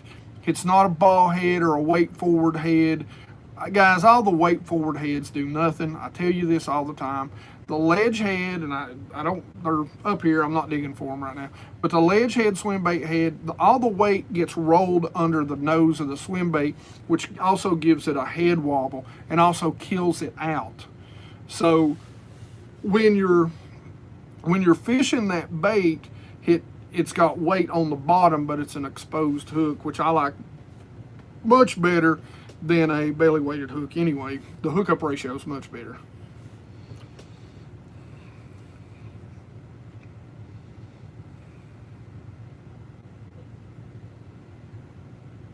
Colors, keep them real simple, guys. I'm a 5-color guy. So when you talk about buying $60 worth of jerk baits, you know, I mean, I don't even know, Tone, if I'd tell you to go buy $60 worth of jerk baits. You know, get you something translucent. Get you a solid color, like a sexy shad or some sort of pearl white. Get you you know, a color, you know, like this. You know, it's not translucent, but it's still very natural. So you get a little natural with a little flash.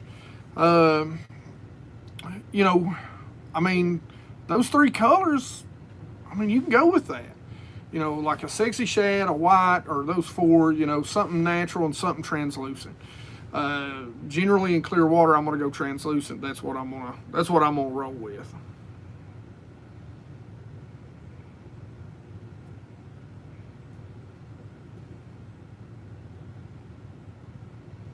I am reading the comments.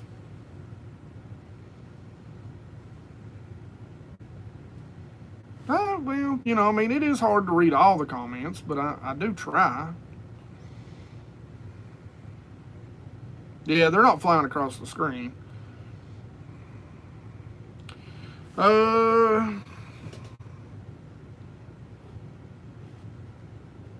Yeah, if you've got a question, ask it, you know, more than once, because, I mean, the window is only that, you know, it's that big. So,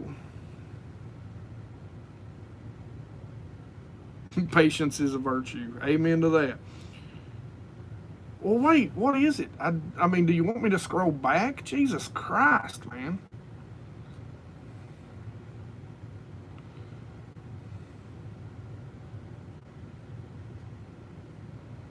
All right.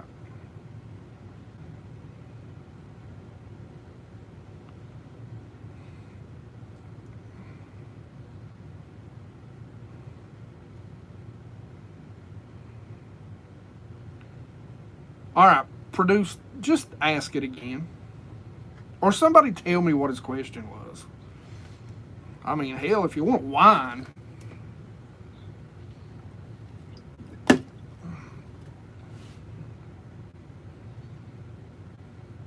Yeah. Man, I've got, Lord God, I've got all kinds of Strike King, Zoom. Man, I use all kinds of stuff. Bass Munitions is a local company, and that's why I like to use them. Because, so today is a prime example. He's threatened to kick my ass because I haven't got my order into him yet. And so the thing of it is, I like Bass Munitions because he's a local company, and he does what I ask him to do. I mean, the guy treats me well. Listen, yeah, I mean, first off, number one, again, we're closing in on 30,000 subscribers, man, and, you know, I can't say thank you enough. I say this all the time. We are, you know, there is nothing special about me except you guys. I mean, I mean that 100%. I never got into this to be YouTube famous, even though, man, you guys are so awesome. You know, you guys are the only reason, because I'm a fat old guy that cannot stand to stand on concrete all day long, but you guys are the only reason I do the expos. So I get to come out and meet you all. Because that's an honor to meet you guys and talk to you guys and put a face with your name. I am special, but in all the wrong reasons. But you guys are what's special about this channel, and I want you to know I do appreciate every one of you.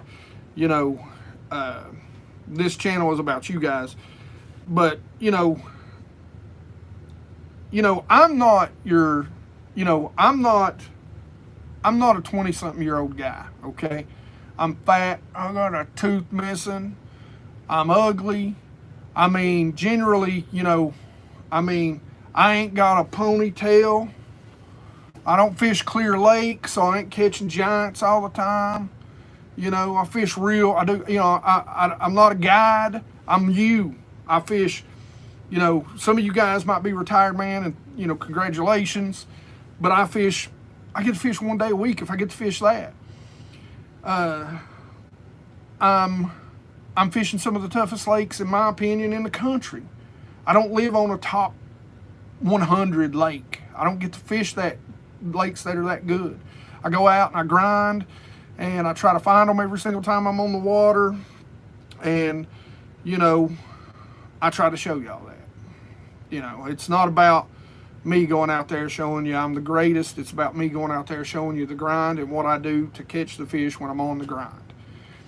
And that's what this channel is about. And it's what it'll always be about. And, you know, I can go to Richard at Bass Munitions and he will make any color, any size, whatever I want special. Strike King ain't gonna do that.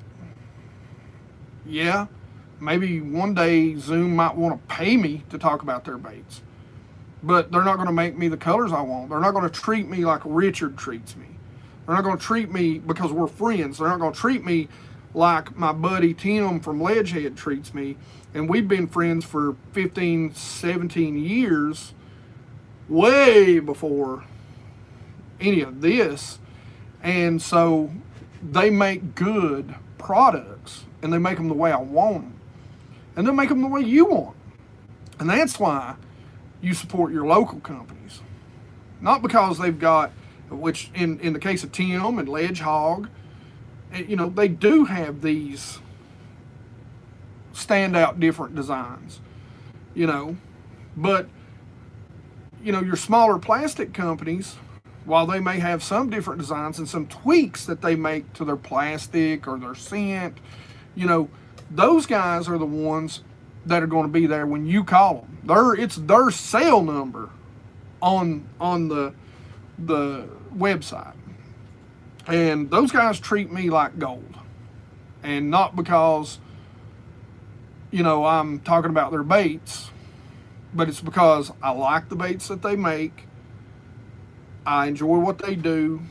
They make, again, I mean, look at all the crap I got back here.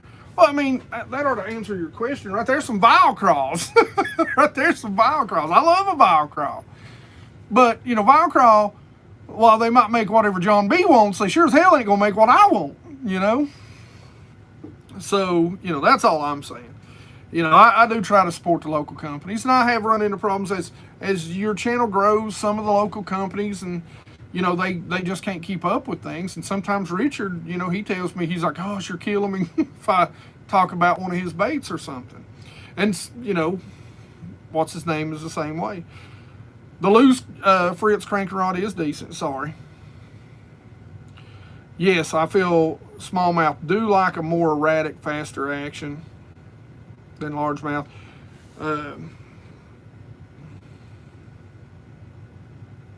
Yeah. Yes, I agree. Largemouth too. Largemouth are easier to pattern. Smallmouth, man, I was just talking to somebody about that today. Smallmouth, golly, I've got to go fish some largemouth lakes because I'm tired of getting my rear end kicked on some smallmouth lakes right now. The lose HVC carbon fiber. I've not tried that. Cheap, $80. That's not bad. I'm way older. Thank you, man. I appreciate that, Rod. Thank you. My hair thing. When I actually fix my hair, it kind of looks like that. That's why my wife kind of advised me to go with that. You know, I don't fix it right now. Look at it. It's all, you know, crazy looking. There, look. It's almost it right there. Practice a lot looking at a graph and less fishing. Yes, that's a big, in North Florida, I know you do, brother, and you make good baits. I do want to get some of those. I've got a very specific need for those swim baits you make, and I'd very much like to get some in some colors, so I need to talk to you one day. Yeah, practice, guys. Time on the water, that's really, I tell you, man, I am in such a slump right now. I've had such a hard past year. Last year, you know, from Memorial Day to Labor Day, we were working 75-hour weeks. I didn't get to fish that much. Keeping the channel running, I was having to go out, maybe fish 4 hours and then film 2-3 videos. That was all of last summer. Then winter time rolled in. You know, there's some personal things going on, still trying to get a house going on.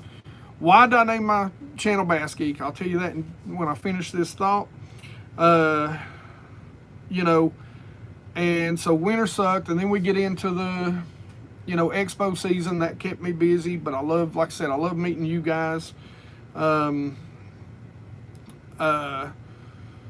know, it's just, when you're not on the water and you're not in contact with the fish a lot, you lose your confidence, and that's kind of where I'm at right now. But yes, practice, time on the water. Even if you're not out there fishing, you're not out there catching, guys, when you're fishing, it's a lot of times it's about using your time wisely. Even if you're not catching fish, be thinking, be paying attention to what you're seeing on the water. Learn, because nature repeats itself. You know, I can go back, just ask Richard, by the way, from Bass Munitions. I can go back to a certain place every single year at a certain time, and they're going to be hitting top water over 80 foot. We're going to be calling them up over 80 foot, catching smallmouth over 80 foot of water. I mean, it's like clockwork. You can set your watch and your calendar by it. So you might not get it tweaked in this year, but maybe next year be ready for it. Keep you a log of when you see that stuff, and be ready to capitalize the next time it comes around. You need to check out Bass Reaper. Good electronics do help, guys. That's another thing. Listen, to me, electronics trims your time down. The weekend warrior, good electronics are more important for guys like us and gals than they are for the pros. I mean, you know, I'm not a pro. I don't get to spend 5, 6, 7, 8 days on the water. You know, 300 out of the 365 days a year on the water. You know, I get to spend a day or two a week if I'm lucky. And so learning how to really interpret those electronics cuts down water, dead water, and you begin to see things and learn areas where there's at least life and activity. And those are the places you want to fish, and you'll begin to narrow down your lakes and your bodies of water. They're very important. BassGeek. I am actually a computer geek. I'm a network engineer. That's my day job. And, you know, I'm a bass geek at my day job, and I'm a computer geek at my day job, and a bass geek at my night job, or weekend, or whatever day I'm on the water. I know that wasn't great. 5 teeth missing, 30 pounds bald. Yeah, you know, I don't fit the mold of, you know, that's why I'm the most proud of what you guys have done for me, is that, you know, it's easy for some, you know, fast talking, camera moving, hopping around, doing crazy dumb stuff, you know, guy. I mean, I don't have to try to be dumb. I mean, it's just natural. But, you know, they get a lot of views, and that's cool. But, you know, for me, you know, I don't fit that mold. And so a lot of companies, a lot of your bigger companies, they don't really pay me no attention. So, you know, so you guys force companies to kind of listen to me sometimes, and that's fun. That's why, you know, the Bass Geek Nation, man, we're gaining in some strength and in some power, and that's fun. Map study, Google Earth, the one you have to download is better, because when you can actually slide it back through time, and you can actually see older pictures, so you can change it from summer, or maybe when the lake's down, and you can find areas where maybe there's grass or stumps or rock piles that you can't see just on the regular Google Maps. All graphing. Hey, let me ask you a question. I've thought about this. One of the things I just really dread, because I hate asking you guys questions like this sometimes, because other channels tend to want to come in and steal these ideals from me. What would you guys say about me picking a lake, literally telling you the lake? Now, we'll record it, so we put it up, and we can try and do as much of it live as we can, but a live graphing session where literally you just ride around the lake with me. You can even put comments in. I mean, we won't top secret nothing. These could be some of your home lakes that you guys pick, and I'll get on the graphs and we'll go graph areas you tell me to graph. And we'll just spend the day out there doing that. And we'll make a video of it. Tell me your opinions. Go. What's your opinions? It's all right. It's all right, Bancroft. Yeah, graph it live, literally. Just, show up. Might do 2 or 3 days. Google Earth, Alvin Pro does show them. But literally show up, not just do the lakes around me, but, do a little traveling and literally just take one day and go out there and just do a live stream and graph it. And then we'll just put it, put it out there. I've never got to fish Kentucky Lake. It is one of my dream lakes to come fish.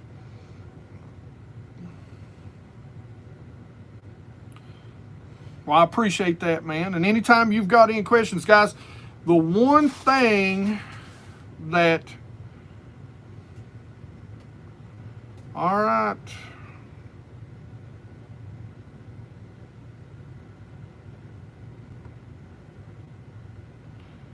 There. Now we got rid of IQ Max, since he's just going to spam us like a moron. What's up, Backyard Bassin? Unless someone picks Kentucky Lakes, lots of ledges. I'm all about that.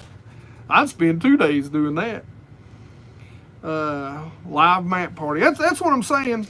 Now, listen, generally, guys, I always tell y'all not to donate money or whatever, but if I do this, I will need a little gas money. All right. So if we get out there, do not donate none right now. I'm talking about once we do the lives.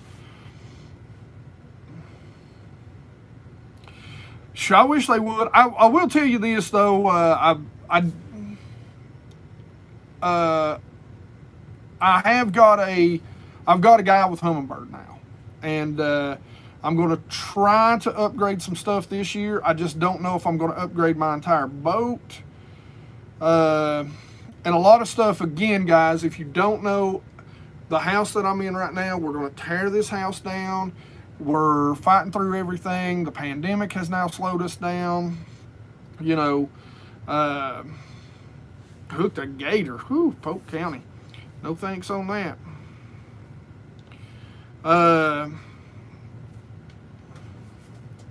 I'd love to come fish Table Rock.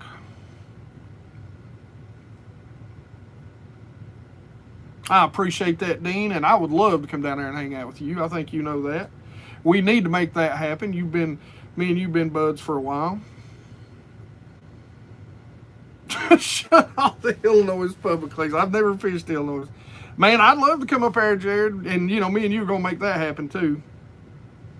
Humminbird, to me, Lowrance does some things good. Garmin does some things good, but I think, God's honest opinion, Humminbird is the best all-around units. The best all-around units. And when I say Humminbird now, I'm talking about 9 up. They've come out with a 7 Mega. Yeah, I don't know. Do a drawing of the lake. Man, I can't barely draw stick figures.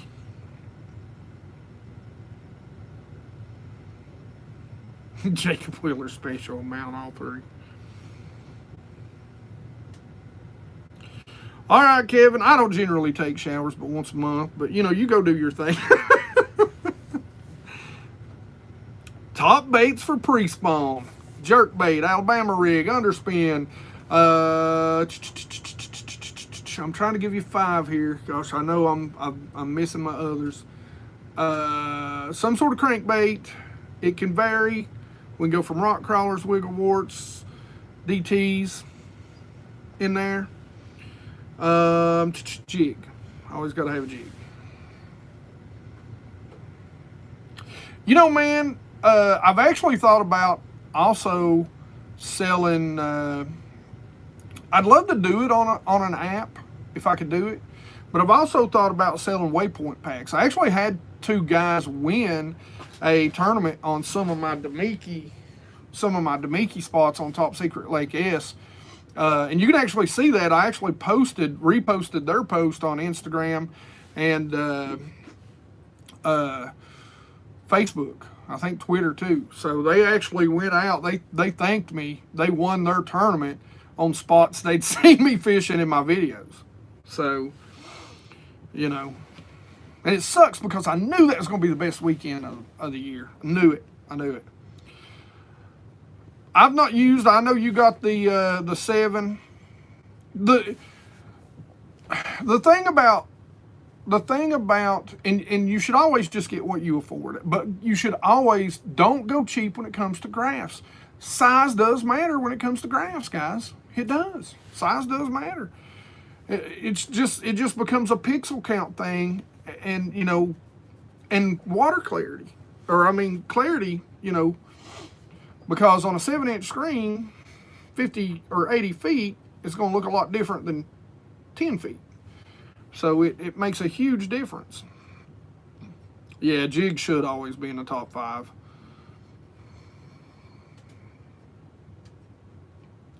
I've never fished Illinois lakes.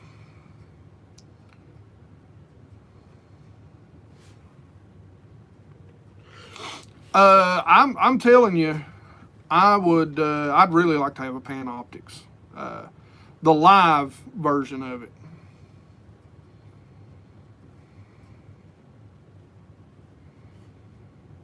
Yeah, man. Yeah, absolutely. 20 foot. I mean, you could deep crank on that.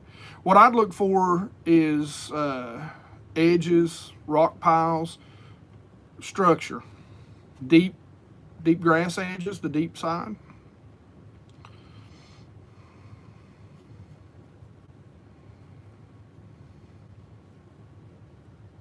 You know, I actually thought about doing a BassGeek box, and that may still happen. Do a couple different ones, like some of my go-to baits. I would like to do that, especially like my swim baits. You know what I like during my ledge head and bass munition stuff.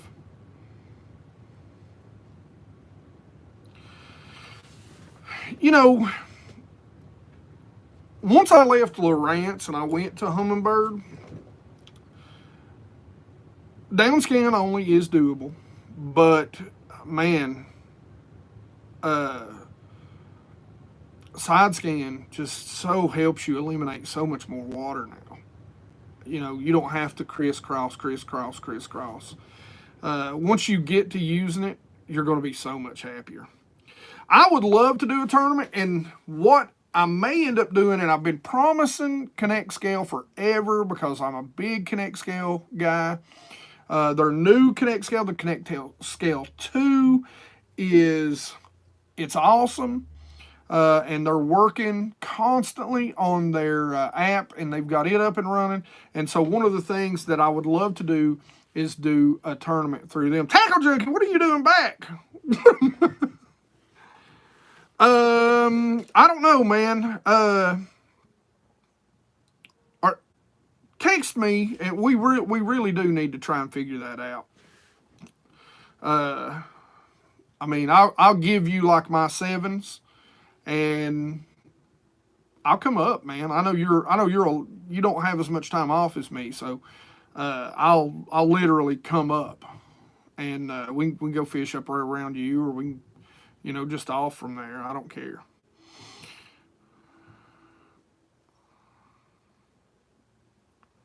Yeah, you're right, and that's what I've heard, Todd, is that the birds tend to be better everywhere else. That's a very focused thing that, for a lot of different reasons that I won't get into.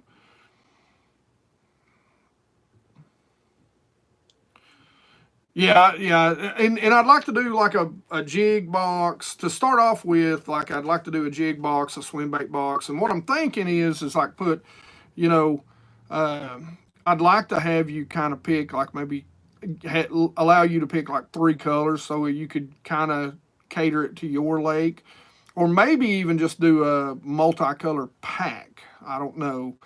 But do like a, you know, the 5-inch Patriot Minnow, the 3-inch, get you, you know, kind of my favorite size jig head, which would be the 6/0 1/2 ounce from Ledge Head, and then the underspin, which is also, you know, we'd probably throw in like a 3/8 or a 1/4 for that size. I think that'd be real cool. Don't fish Illinois.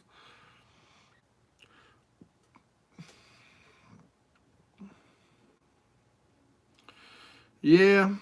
You know, guys, I mean, I won't lie. I never started this. You know, Tone Basson said, you know, he can relate to the day job. You know, I never started this thinking, you know, maybe one day we'll do this for a living. But, you know, I mean, when you see the growth that we've kind of had, I mean, man, you start thinking, wow, maybe one day we can do, you know, 5 days a week on the water. Because if I do it, that's what I want to do. I want to be on the water 5 days a week.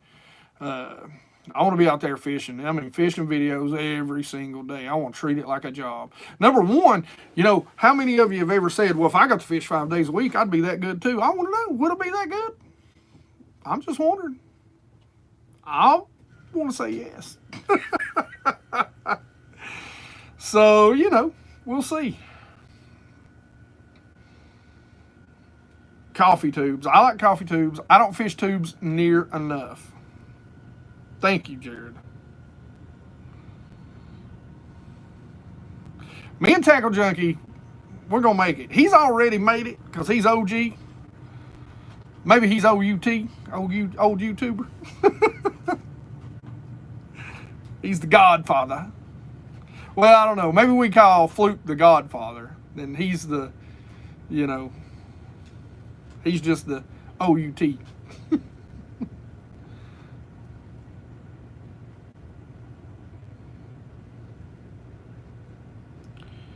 You got a lawyer commercial for a GU named Hunter before your video. Huh, that's weird.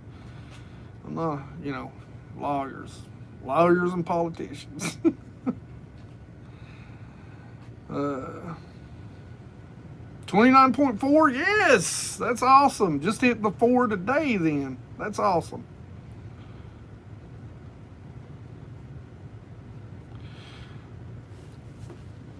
Bancroft.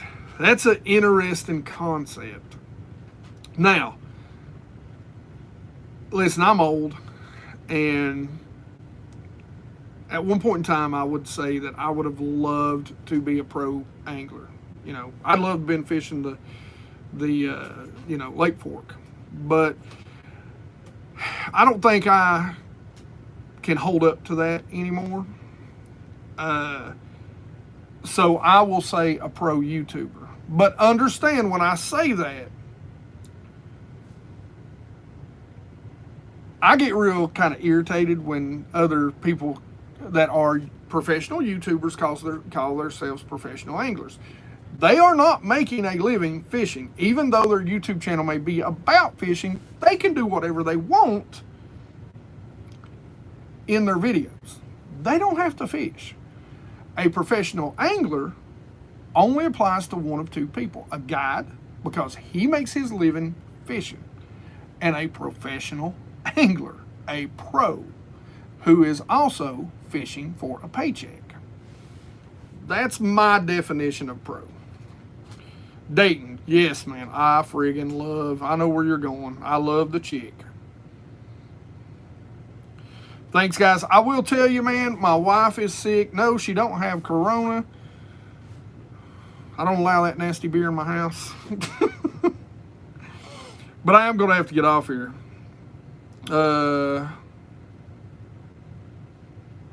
Man, way to go, Chris. Go get them with some practice. Thanks, Mad Matt, man. Appreciate you talking everybody into getting those likes up. Last year of law school. Wow, Sean. Impressive, dude.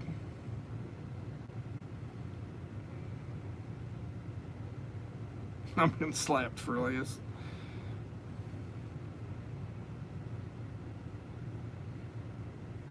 But I will tell you, if I ever do pro YouTube, for me, it will always be fishing first. I'm a fishing channel, guys. I'm not a, I may go to Walmart and buy baits and give them away, you know, for a beginner or something. Don't steal my idea. But, you know, the Googans, you got to give the Googans much respect, though. You know, a lot of people in the fishing industry, a lot of companies in the fishing industry didn't give them respect, and that's why they're doing what they're doing. You know, why go out there and promote somebody else's baits when you can own the company? You know, I'm not saying I'm, you know, I like their channels, and it's not that I don't like them, but I have respect for what they've done, you know, because I feel the same way. You know, there's a lot of companies, again, I just don't fit the mold of, you know, you're probably never going to see a, you know, clothing company sponsor this body, okay? Hook ain't coming to me, or Hook, listen to me. Hook ain't coming to me no time soon. You know what I'm saying? Under Armour ain't gonna throw a tight shirt on this belly. It just don't look that good, you know? Later, Jason, man. Good night, NK. Man, I can't believe we've still got like 240 people. This is nuts insane. Later, Tackle Junkie, if you're gone. Yeah, I couldn't help it.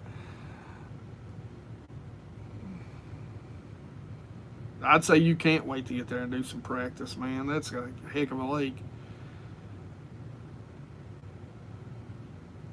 No, tournament chicks don't play. They're sponsors. They have to have sponsors, or, you know, they have to have. A lot of your pros own companies, or have very good paying jobs that allow them to do the things that they want to do. Man, I can't go till 3 a.m. Not tonight. I got to get up. Holy cow, it's 11. I didn't even know it was 11. Yeah, the big girls will be moving up soon. Actually, I'm going out tomorrow. I'm not going to get to go till late because I got to get my boat put together and tie some stuff on. But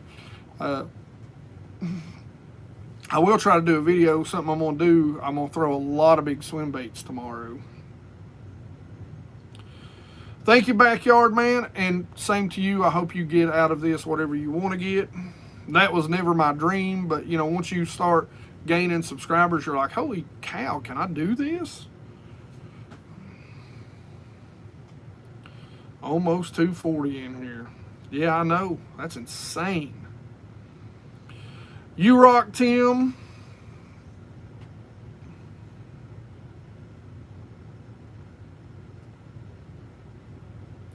Yeah, and you know, that's the difference. See, that's the one thing I know. Look, guys, I may work with companies like Lou's, but I just started working with Lou's last year.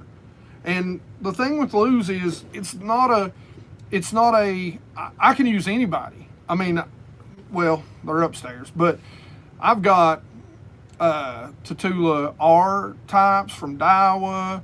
I've got some Bass Pros. I can use anything I want. So I don't do exclusive deals. You know, yeah, if Lou's wants to sponsor me because, you know, when I use their stuff, okay, I'm going to use their stuff anyway. Don't tell them that because they'll stop, you know, sending me some good reels.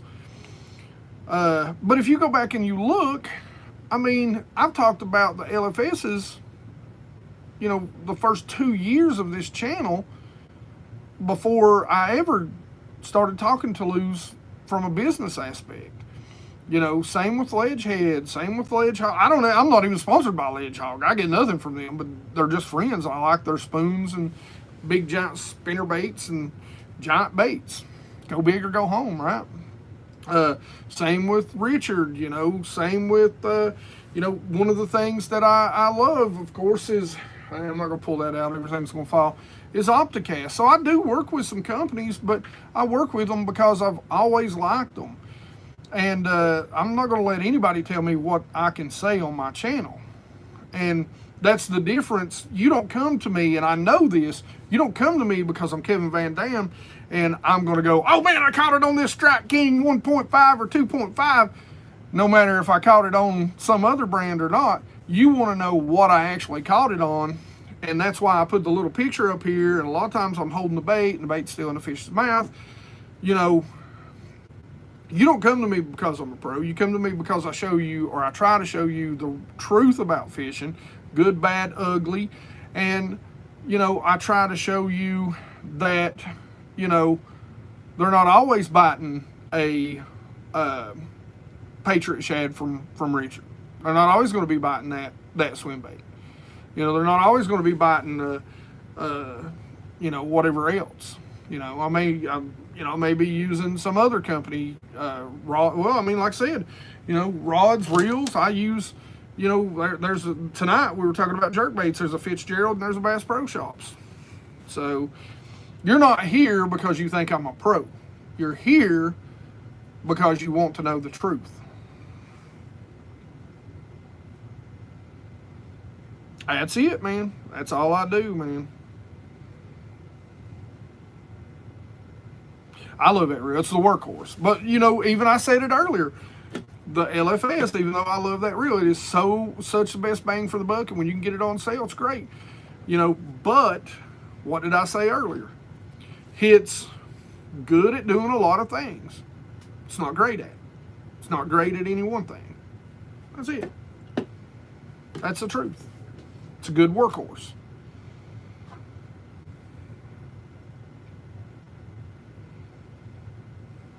It is. Somebody talking about marriage, I have actually been married to my sweet, sweet, loving, beautiful wife for, this June will be 26 years. 26 years, I've got 2 kids, they're both grown, married, and out of the house, and I've got a 4-year-old granddaughter who's the light of my life, and it is killing me because of all this stupid corona stuff. I'm not getting to see her. All right, guys, I do got to go. Man, I feel so bad because there's 228 people in this live stream right now. And I don't want to go, but, you know, I've really got to go. I want to lose Pro TI. I don't even have one, and I've got to get one. Yeah, I want it. I don't need it, I want it. But that's okay, we're bass anglers. We don't need a lot of stuff, but damn, we want it. Good night, guys. Good night, Top Spinnerbait.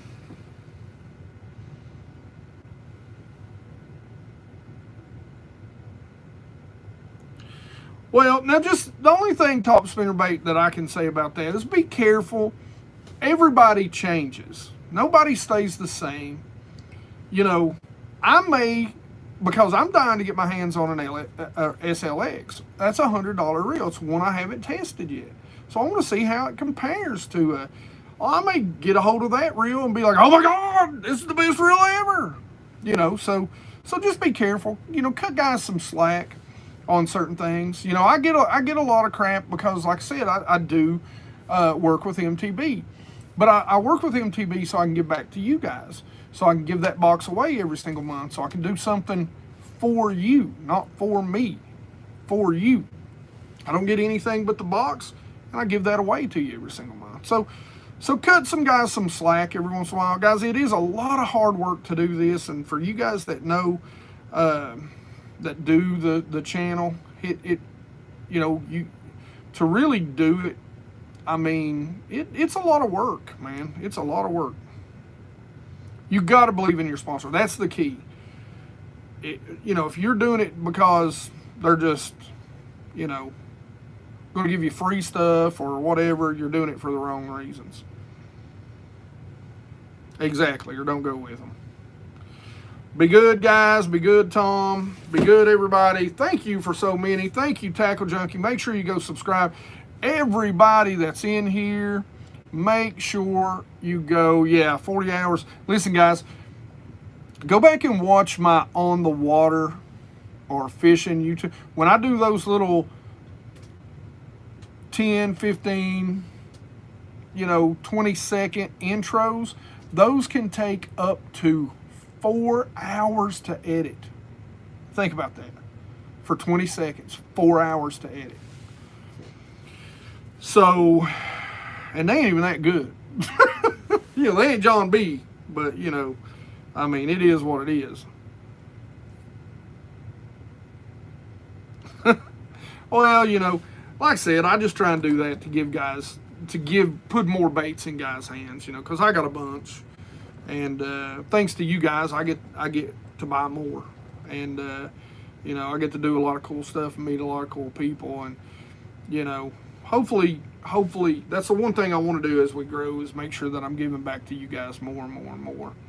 Because, like, without you all guys, there's no BassGeek YouTube channel. There's just not. But anyway, we're not going to get on the mushy stuff. You guys, as always, after this video goes up, and I am sorry about the stupid camera angle, the phone would not let me turn it to landscape. I'm not lying. I don't know why I wouldn't. Questions, comments in the comment section below. You guys know I love to talk about bass fishing with you, and if you can't tell, we just did a lot of that. But I will talk even more, so put those questions down there after this goes live. I will get to them, I promise. You know I answer every single comment, so if you mean to me, I troll trolls. Hashtag I troll trolls. Just remember that. But like it if you like it. Don't forget to subscribe. Make sure you ring my bell. And you guys rock. All right. I know this ain't quite the finish I like, but, you know, I've got to reach up here because